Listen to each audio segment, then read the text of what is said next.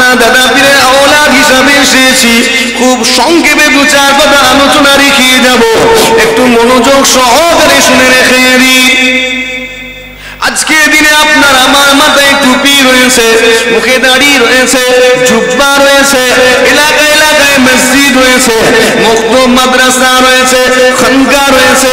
এটা হঠাৎ করে গুজিয়ে যায়নি গো, এটার পেছনে হুজুর কিবলাদের মেহনত রয়েছে, ত্যাগের শিকার রয়েছে, তাদের পরিশ্রম রয়েছে। আমার নবী পাক সাল্লাল্লাহু আলাইহি ওয়াসাল্লামের সাহাবায়ে হুজুরগণেরা এই ইসলাম আপনার আমার কাছে পৌঁছে দিতে গিয়ে কত কুরবানি দিয়েছেন। স্বয়ং আমার নবী পাক সাল্লাল্লাহু আলাইহি ওয়াসাল্লাম ইসলামটাকে পৌঁছে দেওয়ার জন্য নিজের জন্মভূমি পর্যন্ত ত্যাগ করেছিলেন। রাহমাতুল্লাহ আলাইহি তিনি প্রথম ইসলাম এনেছেন, এটা সম্পূর্ণ ভুল। তিনি প্রথম আমার ভারতবর্ষে ইসলাম আনেননি, এটা একদম ক্লিয়ার জেনে নেন। তিনি প্রথম আমার দেশে ইসলাম আনেননি। আমার দেশে ইসলাম প্রবেশ করেছে কখন? স্বয়ং আমার নবী পাক সাল্লাল্লাহু আলাইহি ওয়াসাল্লামের জামানাতেই প্রবেশ করেছে। একবার জোরে হয় না সুবহান। আমার নবী পাক সাল্লাল্লাহু আলাইহি ওয়াসাল্লামের জামানাতেই আজও পর্যন্ত কেরলের জমিনে তৎকালীন রাজা চেরামান পেরুমাল মসজিদ, আজও অনেকে ইতিহাস যদি ঘাটেন একটুখানি খবর রাখেন পেয়ে যাবেন। জি সেই মসজিদ আল্লাহ জিন্দা রেখেছেন। এই মসজিদ ভারতবর্ষের জমিনে নির্মিত আমার নবী পাক সাল্লাল্লাহু আলাইহি ওয়াসাল্লামের জামানার মসজিদ, এটা প্রথম মসজিদ। একবার জোরে হয় না সুবহান। জি হ্যাঁ, ইসলাম তখন প্রবেশ করেছে কিন্তু ব্যাপক বিস্তার লাভ করেনি। মুষ্টিমেয় কিছু মানুষের কাছে ছিল, ব্যাপকভাবে ছড়িয়ে গিয়েছে কখন? যখন গরিবে নওয়াজ হুজুর তশরিফ আনলেন। আমি কথা ঠিক বলছি তো নাকি? তো এটা জানার দরকার আছে না? কারা পৌঁছে দিল? শোনেন, আমার নবী ইসলামকে প্রতিষ্ঠা করেছেন, আর ওই প্রতিষ্ঠিত ইসলাম পৃথিবীর কোনায় কোনায় ছড়িয়ে দিয়েছেন। পরবর্তীকালে সাহাবায়ে কেরাম হুজুরগণেরা, তাবেঈন, তাবে তাবেঈন, আইম্মায়ে মুজতাহিদিন, মুফাসসিরিন, মুআক্কিরিন, আউলিয়া কেরাম, হুজুরগানে দ্বীন, আমাদের পীর ও মুর্শিদ হুজুর কিবলাগণেরা। একবার জোরে হয় না সুবহান। এই সকল ব্যক্তিবর্গ মেহনত করে পরিশ্রম করে এই ইসলামটাকে আমাদের কাছে পৌঁছে দিয়েছেন। তাদের এই পৌঁছে দেওয়ার পেছনে অনেক মেহনত আছে, অনেক ত্যাগ স্বীকার আছে। জি হ্যাঁ, অনেক শাহাদাত রয়েছে।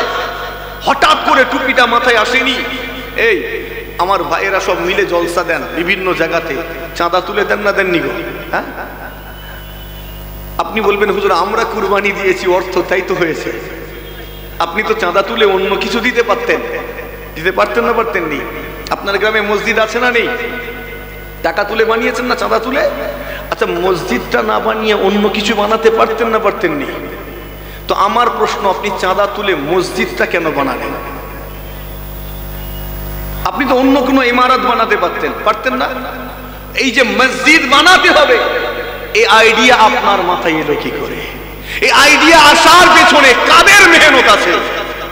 এই ধারণা আসার পেছনে কাদের পরিশ্রম আছে, কাদের ত্যাগ স্বীকার আছে? আমি ওটা বলতে চাইছি। জি হ্যাঁ, এই দাড়ি রেখেছেন, দাড়ি রাখার পেছনে আপনার অবশ্যই আগ্রহ আছে, আমি মানছি, কিন্তু দাড়ি যে রাখতে হবে এই ধারণা দিল কে আপনাকে? এটা যদি সার্চ করি ক্লিয়ার হয়ে যাবে।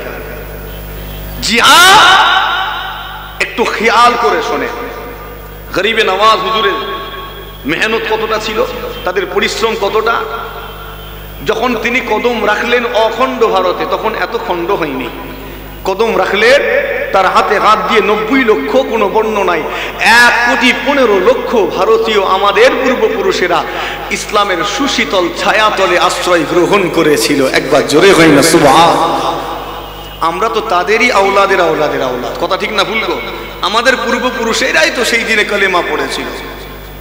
তো যার ওসিলায় আজকে কালেমা পেলাম, আজকে আমাদের মধ্য থেকে কয়েকজন একটু বড় হয়ে বলে সেই গরিবে নওয়াজকে মানা যাবে না। বলে না বলেনি? একটু কথা বলেন।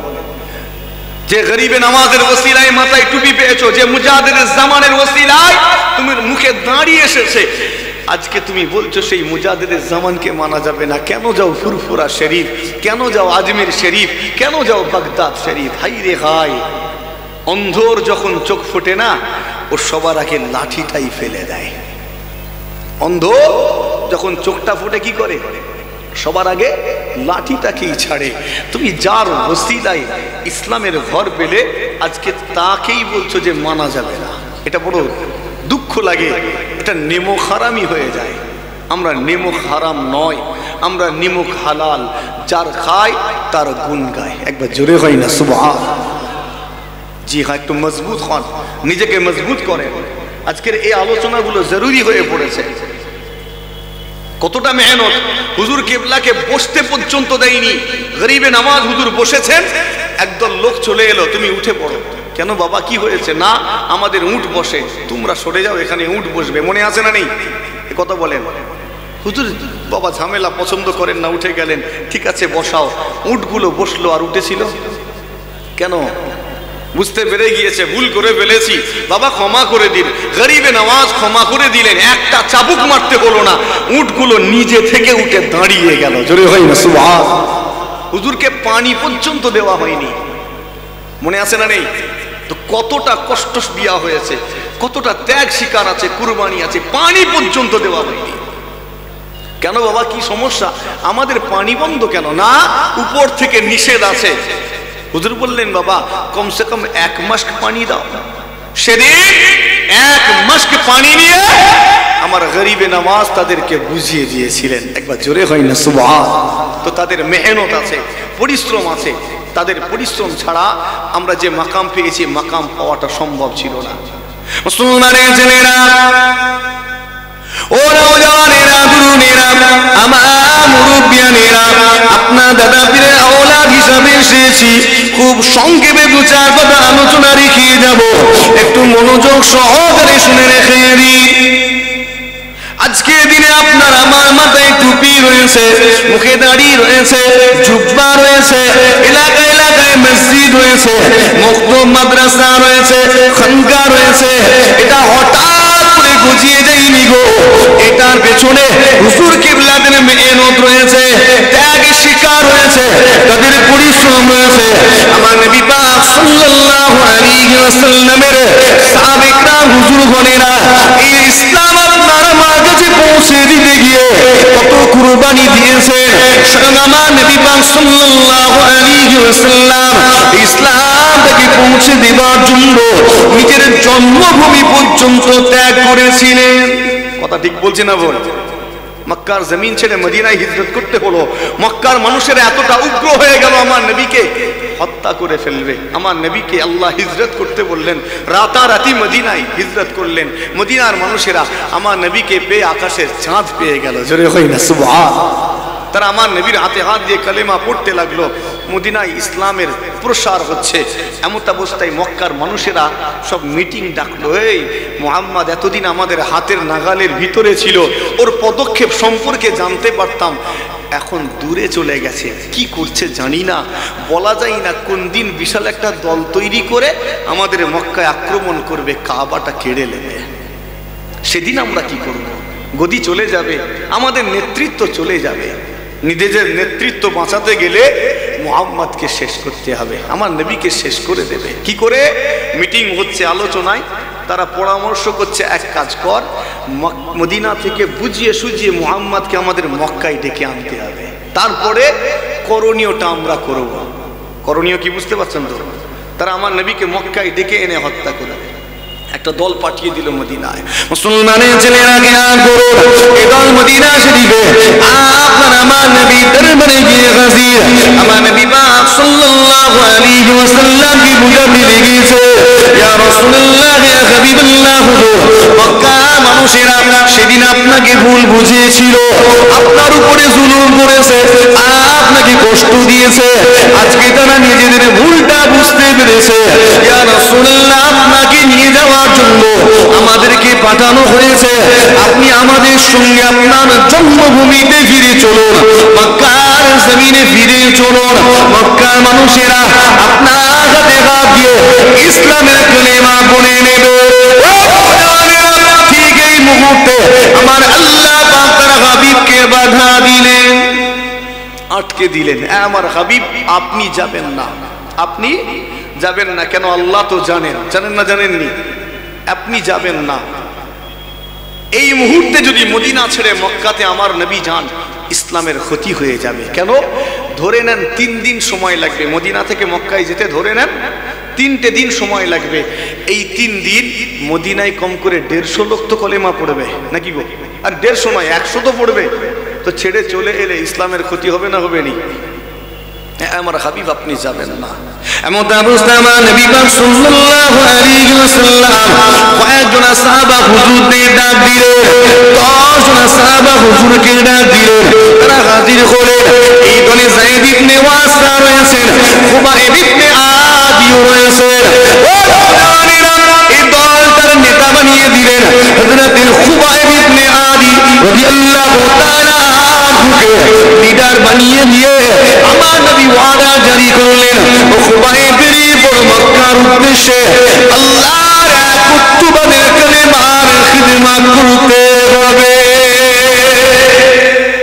আস্তে করে হয় না? সুবহানাল্লাহ। বেরিয়ে পড়ো। এই কতজনের দল? তাড়াতাড়ি বলেন কতজনের? কত? 10 জন। 10 জনের মধ্যে নেতা বানালেন কাকে? হযরতে খুবাইব ইবনে আদিকে নেতা বানালেন। আমার প্রশ্ন, হ্যাঁ গো 10 জনের একটা দল, সেখানে আবার নেতার দরকার আছে? একটু তাড়াতাড়ি বলেন। নেতার দরকার নেই তো? ছোট্ট একটা দল, এখানে আবার নেতা কি করবে? আমরা তো এটা বুঝলাম না আজও পর্যন্ত। আমাদের তো কোনো নেতা নেই। আছে? আমরা তো নেতা রাখিনি, নেতা মানিও। এই জন্য যেখানেই যাই জুতো ঝাঁটা আর লাথি জোটে। আমাদের কোনো নেতা নেই। এই কারণে যেখানেই যাই লাঞ্ছিত হয়, অপমানিত হয়, বঞ্চিত হয়। কথা ঠিক বলছি না ভুল গো? আমরা নেতা রাখিনি, মানিনি নেতা। তাম বিশ্ব জুড়ে আমার জাতি লাঞ্ছিত, অপমানিত, নির্যাতিত, বঞ্চিত। কেন? কেননা আমার জাতি তার নেতার অনুসরণ করে না, নেতার কথা মানে না। এখানে আমরা সবাই মোড়ল, সবাই মাতব্বর। 1000 লোকের একটা বসতি, কোন নেতা আছে? নেই। হ্যাঁ আছে, তবে নাম কা ওয়াস্তে, নামের নেতা। ইমাম। ইমাম মানে কি গো? একটু কথা বলেন। ইমাম মানে কি? নেতা। ও নামের নেতা। তার নেতৃত্ব কত দূর? ওই মসজিদের 4 দেওয়ালের ভিতর, ব্যাস। এর বাইরে ওর নেতৃত্ব নেই। কথা ঠিক না ভুল গো? এর বাইরে নেতাগিরি চলবে না। আর যদি সে বাইরে নেতৃত্ব দিতে আসে, আপনি তখন ফতোয়াবাজি করে বলবেন, তুমি ইমাম, তুমি হুজুর, তুমি মৌলানা, তুমি তো মসজিদের ভিতরে থাকবে, মাদ্রাসার ভিতরে, জলসার ভিতরে থাকবে, তুমি কেন এখানে? ফতোয়া দেবেন না দিবেন নি? কথা খারাপ লাগছে নাকি? আমরা রাখিনি নেতা, তাই যেখানেই যাই মার খাই। এই হাদিস শরীফ যারা পড়েছেন জিজ্ঞেস করবেন, এমনও পাওয়া যায় 3 জনাকে নিয়ে আমার নবী একটা দল বানিয়েছেন, সেখানে একজনকে আমির, ইমাম, লিডার বানিয়েছেন। একবার জোরে হয় না সুবহানাল্লাহ? 3 জনের দল, সেখানেও একজন নেতা। আর আমাদের 500 লোকের বসতি, কোনো নেতা নেই। কথা ঠিক বলছি না ভুলবো? আচ্ছা ধরেন আপনি নামাজ পড়বেন, মসজিদে গেছেন, আমার কথা ভালো করে শুনবেন।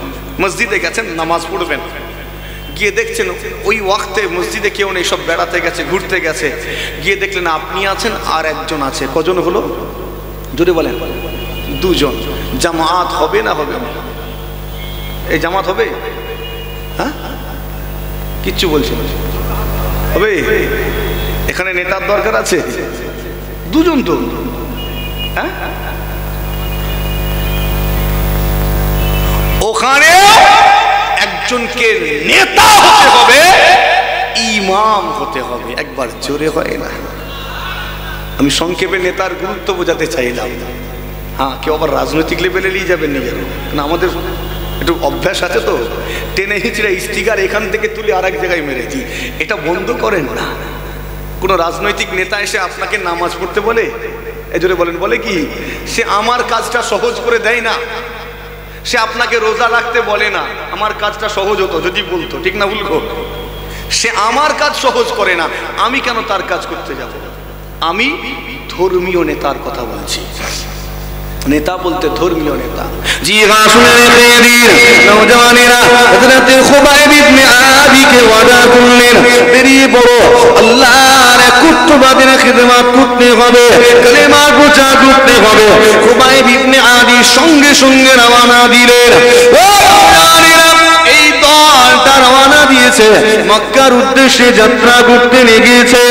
অর্ধেক পথ যখনই অতিক্রম করলেন, সঙ্গে সঙ্গে একদল কুফারে কুরাইশ মুসলমানদের এই দলটাকে দেখার সঙ্গে সঙ্গে ওয়েলকাম জানাতে লেগেছে, স্বাগত জানাতে লেগেছে, মারহাবা জ্ঞাপন করে, ও মুহাম্মাদের অনুসারীরা, মক্কার জমিনে তোমাদের স্বাগত জানায়। সাহাবা হুজুরগণেরা মনে মনে বড় আনন্দিত হয়ে গেলেন, কেননা তারা চক্রান্তটা বুঝতে পারেননি। তারা মনে মনে ভেবেছেন মক্কার কুফারে কুরাইশেরা এরা হয়তো সত্যি সত্যি ইসলাম কবুল করতে চায়, সত্যি হয়তো একত্ববাদের কালেমা পড়ে নিতে চায়, কিন্তু চক্রান্তটা বুঝতে পারেননি। আনন্দের সঙ্গে এগিয়ে যাচ্ছেন। যখনই মক্কাতে প্রবেশ করবেন, ও নওজওয়ানেরা, এই প্রবেশ করার মুখে হঠাৎ করে দেখা যায় 200 জনা কাফের অবিশ্বাসীদের একটা দল হাতে তলোয়ার নিয়ে এই 10 জনা সাহাবা হুজুরের সামনে এসে হাজির। কয়েক মুহূর্তে পরিবেশ পাল্টে গেল। সাহাবা হুজুরগণ চমকে গেলেন, কি হলো? এটা তো কলেমা পড়বে বলে ডেকেছিল, তো কলেমা পড়ার জন্য তলোয়ারের দরকার আছে নাকি? নেই তো হাতে তলোয়ার কেন? বিচক্ষণ ছিলেন, বুঝতে পেরে গেলেন আপনাকে আমাকেও নেতা মানতে হবে, নেতাটাকে বিচক্ষণ হতে হবে। কথা ঠিক না ভুলবো? আনাড়ি নয়, দূরদর্শী হতে হবে। জি হ্যাঁ, আনাড়ি নেতার পাল্লাই পড়বেন, মার খেয়ে ফার্স্ট হয়ে যাবেন। আর বিচক্ষণ নেতার পাল্লাই পড়বেন, মার খাওয়ার জায়গা থেকেও আপনাকে বাঁচিয়ে দিয়ে আসবে। কথা ঠিক বলছি না ভুলবো? হ্যাঁ, ভালো করে আমার কথা বুঝবেন। সাহাবা হুজুরগণ চমকে গেলেন, কি হলো ব্যাপারটা? এরা কলেমা পড়বে বলে ডেকেছিল, এমন কেন? তবে বুঝতে অসুবিধা হলো না, বুঝতে পেরে গিয়েছেন আমাদের সঙ্গে চক্রান্ত করা হয়েছে, এরা আমাদের সঙ্গে বিশ্বাসঘাতকতা করেছে, এরা মুনাফিকি করেছে। ও নওজওয়ানেরা, আপনার দাদা পীরের আওলাদ হিসাবে আপনাকে পরামর্শ দিয়ে যাচ্ছি, জীবনে যদি আপনার কোনো দুশমন আপনার কাছে এসে মাফ চাই, ক্ষমা চায়, আপনি মাফ করে দিতে রাজি হয়ে যাবেন।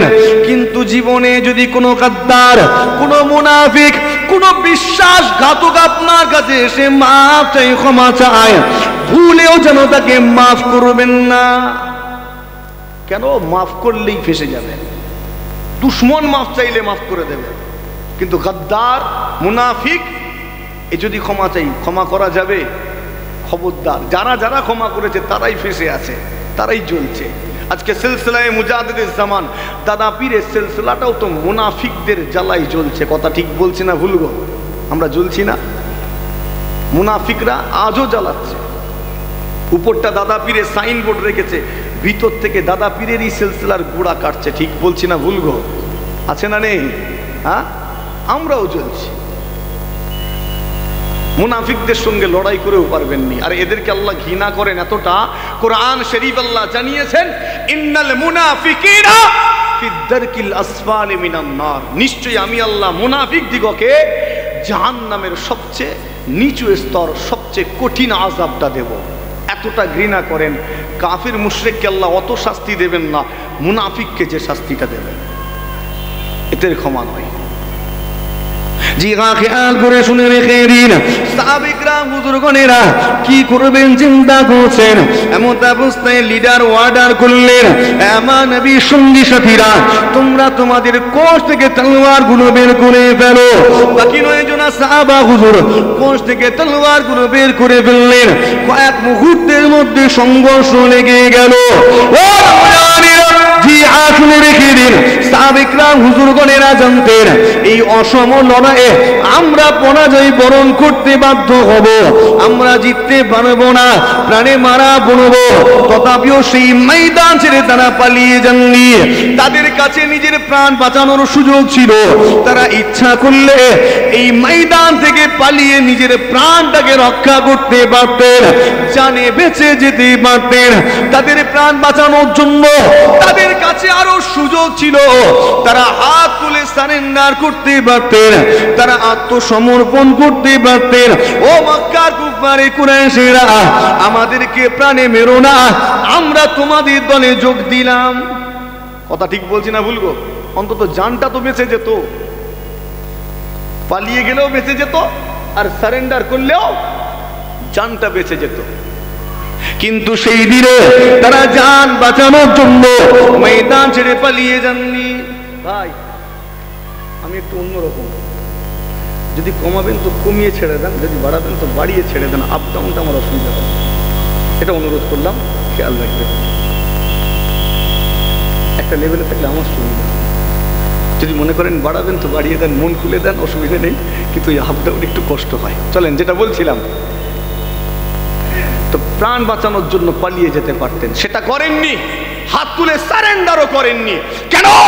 কেননা সাহাবায়ে কেরাম হুজুরদের কাছে নিজের জানের চেয়ে ঈমানের মূল্যটা অনেক অনেক গুণ বেশি ছিল। জোরে হয় না সুবহান? জান চলে যায় যাক, অসুবিধা নাই, আমার ঈমান যেন না যায়। একবার জোরে হয় না সুবহান? আর আজকের মুসলমান, আমাদের ঈমান যায় যাক, অসুবিধা নাই, জান যেন না যায়। কথা ঠিক না ভুল গো? ঈমানও যাক না, অসুবিধা নেই, জান যেন থাকে। আপনি কি ইসলামের গুরুত্ব বুঝবেন? হ্যাঁ, আপনি কি কলেমার গুরুত্ব বুঝবেন?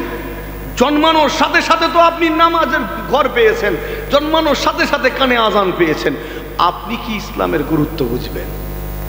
যে মানুষটা সামনে রাঁধা ভাত পেয়েছে, ওই মানুষটা ভাতের গুরুত্ব বেশি বুঝবে, না যে মানুষটা চাষাবাদ করে ভাত নিয়ে বসেছে ওই মানুষটা বেশি গুরুত্ব বুঝবে? কে গো?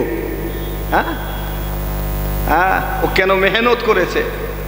হ্যাঁ, ওকে হাল টানতে হয়েছে, নাগল দিতে হয়েছে, জমি রুইতে হয়েছে, সেচতে হয়েছে, স্প্রে করতে হয়েছে, অতঃপর দীর্ঘ দিন অপেক্ষা করার পরে আল্লাহ কিছু ফসল দিয়েছেন, ওটাকে কেটে শুকিয়ে ঝেড়ে পাচিয়ে আবার ওটাকে সিদ্ধ করে ভাবিয়ে কুটিয়ে ফের ঝেড়ে পাছড়েছে। কথা ঠিক বলছি না ভুল গো?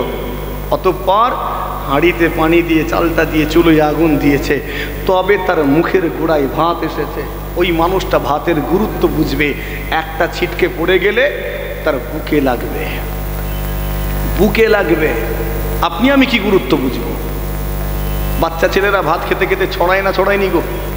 এই কথা বলেন, ছড়ায় না? কেন ছড়ায়? কেননা ওটার পেছনে যে কতটা মেহনত ও জানে না। বাচ্চাটা যদি জানতো যে এই ভাত আমার সামনে আনতে কতটা মেহনত হয়েছে, পরিশ্রম হয়েছে, বিশ্বাস করুন একটা ভাতের দানাও ছড়াতো না। কথা ঠিক বলছি না ভুল গো? আমরা জানি না, এজন্য আজকে আজান শুনলে উল্টো দিকে হাঁটি। ঠিক বলছি না ভুল গো? হ্যাঁ, আজকে জলসা হচ্ছে, জলসার চেয়ে বাজারের গুরুত্ব বেশি আপনার কাছে। কেন? কেননা আপনি এই মজলিসের গুরুত্ব বুঝেন না তো। কথা ঠিক বলছি না ভুল গো? বুঝি? বুঝি না। আপনার আমার কাছে বাজারের গুরুত্ব বেশি হয়েছে।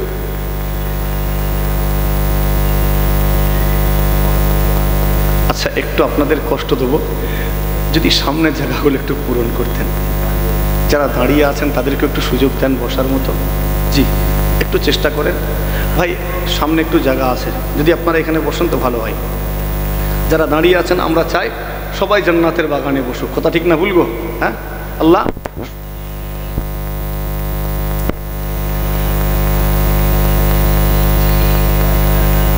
আল্লাহ সকলকে জান্নাতের বাগানে বসার তৌফিক দেন, বলি আল্লাহুম্মা আমিন।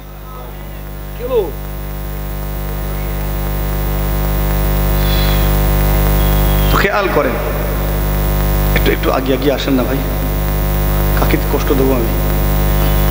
আচ্ছা, যারা পিছনে দাঁড়িয়ে আছেন, সামনে এখানে কিছুটা জায়গা আছে, আপনি বসতে পারেন। চলেন, যেটা বলছিলাম, আলোচনার মাঝে এগুলো একটুখানি অসুবিধা হয়। কোথায় ছিলাম মনে আছে? হ্যাঁ, তো আমরা ইসলামের ঘর পেয়েছি, জন্মানোর সাথে সাথে আজান পেয়েছি, তাই এটার গুরুত্ব নেই। কিন্তু সাহাবায়ে কেরাম হুজুরদেরকে এটা অর্জন করতে হয়েছে। তাদের অনেকেই আছেন যারা জন্মানোর সাথে সাথে কানে আজান পাননি। কথা ঠিক না ভুল গো? তাদেরকে ওটা অর্জন করে নিতে হয়েছে। যেটা সহজে পায় সেটার গুরুত্ব নেই, গুরুত্ব আমরা দেই না, কিন্তু যেটা অর্জন করতে হয় এটার গুরুত্ব আছে না নেই? এটার গুরুত্ব সবসময় একটা আলাদা। তো তাদেরকে অর্জন করতে হয়েছে। এই সাহাবে کرام হুজুরগণ জানতেন আমরা সংখ্যায় কম, তারপরেও পিছু পা হননি। কেন? আমরা তো বরাবরই কম, কথা ঠিক না ভুল গো? বদরের ময়দানে কম, উহুদে কম, সব জায়গায়। কিন্তু সেদিন তারা কম থাকা সত্ত্বেও যেখানে গেছেন সম্মানের সঙ্গে গেছেন, ইজ্জতের সঙ্গে গেছেন। এখানে আমরা যেখানেই যাই লাঞ্ছিত হয়, অপমানিত হয়, বঞ্চিত হয়। আজকে ঝাঁটা জুতো আর লাথি জোটে। কেন? কেননা তারা নেতা মেনেছেন, মানার মতো মেনেছেন, আমরা মানিনি। আমরা বিরোধিতা করেছি, উল্টে নেতার গীবত করেছি। কথা ঠিক বলছি না ভুল গো? নেতার গীবত করিনি? হ্যাঁ, করেছি তো। আপনার নেতার হাতটাকে মজবুত করুন। মনে রাখবেন, নেতা যত পাওয়ারফুল আপনিও তত পাওয়ারফুল, নেতা যত দুর্বল আপনিও তত দুর্বল। এজন্য নেতার হাতকে শক্ত করুন। নওজওয়ানেরা, তরুণেরা, আমার মুরব্বিয়ানেরা, খুব সংক্ষেপ করে আলোচনা মনোযোগ সহকারে শুনে রেখে দিই। সাহাবা হুজুরগণ বীর বিক্রমের সঙ্গে লড়াই করতে লেগেছেন, কুফারে কুরাইশদেরকে কতল করে চলেছেন, আর নিজেরাও শহীদ হয়ে চলেছেন। সংখ্যাটা ছিল বড্ড কম, মাত্র 10 জন। একজনা শহীদ হয়ে গেলেন, সংখ্যাটা কমে দাঁড়ালো 9 জন। আরো 2 জন শহীদ হয়ে গেলেন, সংখ্যাটা কমে দাঁড়ালো 7 জন।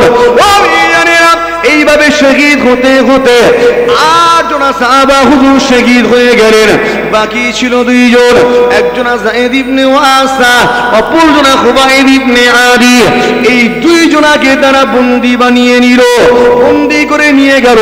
তারা দীর্ঘ পথ অতিক্রম করেছেন, মদিনা থেকে মক্কায় সফর করেছেন। তারা বড় ক্লান্ত, বড় দুর্বল, বড় ক্ষুধার্ত, এমত অবস্থায় লড়াইয়ের সম্মুখীন হয়েছেন। তারা আরো ক্লান্ত, আরো দুর্বল হয়ে পড়েছিলেন। এই অবস্থায় তাদেরকে বন্দী বানানো হলো। এখন তারা বড্ড বেশি ক্ষুধার্ত এবং বড্ড বেশি দুর্বল, কমজোর। একজনা কুরাইশ নেতা হাতে খাদ্যপূর্ণ খাঞ্চা নিয়ে আমার খুবাইব ইবনে আদির সামনে এসে হাজির। ও খুবাইব, তোমার কি ক্ষুধা লেগেছে? তোমার কি ভোগ লেগেছে? আমরা তোমাকে খেতে দেব, আমরা তোমাকে আহার করাবো, তবে একটা শর্ত রয়েছে, যে মুহাম্মাদের হাতে হাত দিয়েছো, এই মুহাম্মাদের হাত তোমাকে ছেড়ে দিতে হবে। শর্ত কি? কথা বলেন। মুহাম্মাদের হাত ছেড়ে দিতে হবে। তারা আমার নবী পাকের কাছ থেকে এদেরকে সরানোর জন্য সব রকম কষ্ট দিয়েছে। কখনো ক্ষুধার কষ্ট, ক্ষুধা জ্বালা যন্ত্রণার, কখনো মারের, কখনো বা বয়কটের। কথা ঠিক বলছি না ভুল গো? সব রকম চেষ্টা চালিয়ে গিয়েছে। আমার খুবাইব কি গো, আমার নবীর হাতটা ছেড়ে দেবে তো নাকি? কথা বলেন, ছাড়বে না? ছাড়বে নি? ছাড়বে না? আমরা কি করতাম? হ্যাঁ, যারা 200 টাকার জন্য নিজের ইমানকে বিক্রি করে, আজকের মুসলমান 200 টাকার জন্য নিজের ইমান, নিজের জমিরকে বিক্রি করে দেয়। কথা ভুল বলছি মনে হয়? মিলিয়ে দেখেন। এই ঘর পাওয়ার জন্য নিজের ইমানকে বিক্রি করো তো তুমি, ঘর পাওয়ার জন্য। রেশন কার্ড পাওয়ার জন্য নিজের ইমানকে বিক্রি করো, রেশন কার্ড। আমার নবী যথেষ্টই বলেছেন, ইয়াবিউ দীনাহু বিআরদিম মিনাদ দুনিয়া। যথার্থই বলে গেছেন। আজ থেকে 1500 বছর আগে এই ফিতনার কথা আমার নবীকে আল্লাহ জানিয়েছিলেন। এই অন্ধকার আচ্ছন্ন ফিতনার কথা, যখন মানুষ সকাল করবে ঈমানদার অবস্থায়, ওয়ায়ুমশি কাফিরান, সন্ধ্যা করবে কাফের অবস্থায়, ওয়ায়ুমশি মুমিনান, সন্ধ্যা করবে ঈমান অবস্থায়, মুমিন অবস্থায়, ওয়ায়ুসবিহু কাফিরান, সকাল করবে আবার কাফের অবস্থায়। আল্লাহ নবী জানিয়ে দিলেন, ইয়াবিউ দীনাহু, তারা বিক্রি করে দেবে নিজেদের দ্বীন, নিজেদের ধর্ম, নিজেদের ঈমান, নিজেদের আকীদা, বিআরদিম মিনাদ দুনিয়া, দুনিয়ার কিছু সম্পদ, কিছু জমিনের বিনিময়, কিছু মালের বিনিময়। আজকে বিক্রি করছে না, করেনি গো? এই কথা বলেন। আপনাদেরকে জিজ্ঞেস করি, বলেন তো রুজির মালিকটাকে? সবাই মিলে বলেন কে? কিন্তু রেখেছি আমরা? রুজির মালিক আল্লাহ, তিনি হলেন রাজ্জাক। কিন্তু আমরা তো তাকে মালিকের জায়গায় রাখিনি, পাল্টে ফেলেছি তো। যদি আল্লাহ রাজ্জাক হতেন, সুদের মাল খেতে হতো না। খারাপ লাগছে মনে হয়? আল্লাহ যদি রাজ্জাক হতেন, ঘুষের মাল খেতে হতো না। আল্লাহ যদি আপনার রাজ্জাক হতেন, তাহলে আপনাকে শ্বশুরের গলায় পা দিয়ে পণের টাকাটাও নিতে হতো না, জুয়ার আড্ডাখানায় যেতে হতো না, লটারির টিকিট কাটতে হতো না। আল্লাহর উপরে আপনার ভরসা থাকতো। আল্লাহ তুমি আমার রাজ্জাক, রুজির মালিক, আমি দুনিয়ায় আসার আগে তুমি আমার রুজি নির্ধারণ করে দিয়েছো, অবশ্যই আমি আমার রুজি ঠিকই পাবো। একটু সবরের দরকার, কথা ঠিক না ভুলবো, একটু সবরের দরকার। জি, কিন্তু পারলাম না, নিজের ইমানটা বিক্রি করে দিলাম, মালিকটা পাল্টে ফেললাম। নওজওয়ানেরা শুনে রেখে দিন, আমার নবী পাক সাল্লাল্লাহু আলাইহি ওয়াসাল্লামের পাগল খুবাইব ইবনে আদি সেই দিনে খাবারটা প্রত্যাখ্যান করলেন। এ মক্কার বেদিনেরা, এ কুফারি কুরাইশেরা শুনে রেখে দাও, আমি খুবাইব সেই খাবার গ্রহণ করব না যে খাবার আমার আল্লাহ রাসূলকে ভুলিয়ে দেয়। তোমার এই খাবার তুমি ফিরিয়ে নিয়ে যাও। সংক্ষেপ করি, প্রথম দিন খুবাইব ইবনে আদির কিছু খাওয়া হলো না, আর করা হলো না, অভুক্ত অবস্থায় কাটিয়ে দিলেন। পরের দিনে আবার খাদ্যপূর্ণ খাঞ্চা নিয়ে হাজির। খুবাইব, তোমার কি ক্ষুধা লেগেছে, ভোগ লেগেছে? আমরা খেতে দেব, তবে শর্ত হলো যে আল্লাহর উপরে ঈমান এনেছো সেই আল্লাহকে ভুলে যেতে হবে। যে কালেমা পড়েছো কালেমা ভুলে যেতে হবে। যে মুহাম্মাদের হাতে হাত দিয়েছো মুহাম্মাদের হাত তোমাকে ছেড়ে দিতে হবে। আমার নবীর গোলাম খুবাইব ইবনে আদি পরিষ্কার ভাবে জানিয়ে দিলেন, এই মক্কার কুফারে কুরাইশেরা শুনে রেখে দে, আমি খুবাইব অভুক্ত অবস্থায়, না খেয়ে মরে যেতে রাজি, তথাপিও আমার মুহাম্মাদের হাত আমি ছাড়ব না। মরে যাব, তথাপিও সুদের মাল খাবনি, ঘুষের মাল খাবনি, জুয়ার মাল খাবনি, লটারির টাকা লোবনি। খারাপ লাগছে নাকি গো? মরে যেতে রাজি, মুহাম্মাদের হাত ছাড়তে রাজি নয়। একবার জোরে, মুখটা বন্ধ করে হয় না, আর একটু আস্তে।